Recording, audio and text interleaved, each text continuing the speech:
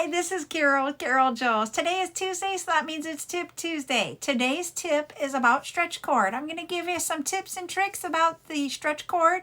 I happen to use the clear stretch cord. You can use elastic or the elastic cord or that type of thing. I just prefer stretch cord. And for everybody, it is a preference which one you want to use. I use mostly this one here, which is, let me find, I don't know where the end of it is at, but this one is a 0.8 millimeter. The stretch cord will come in different sizes. I also have a 0.5 millimeter. It will come in a 1 millimeter size. I just do not have any right now. I ran out and I haven't bought any new.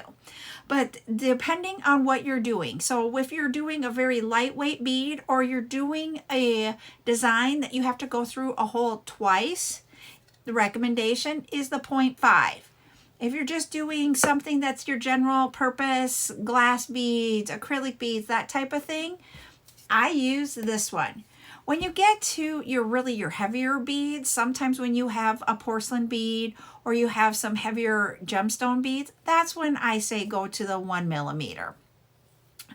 Always stretch your cord before you use it. That saves it from sagging after a while.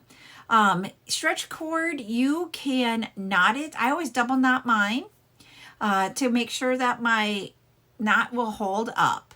Then I do use hypo cement glue to just glue a little bit of that, of the knot. Once again, gluing is a preference. I will say, do not use super glue because that does deteriorate the stretch cord and it will break faster if you use super glue. Another thing to think about is if you have beads that have sharp edges, don't use the stretch cord with those. That's where you use wire because the stretch cord or any type of elastic will deteriorate as that bead moves on it. It's really cutting the cord there.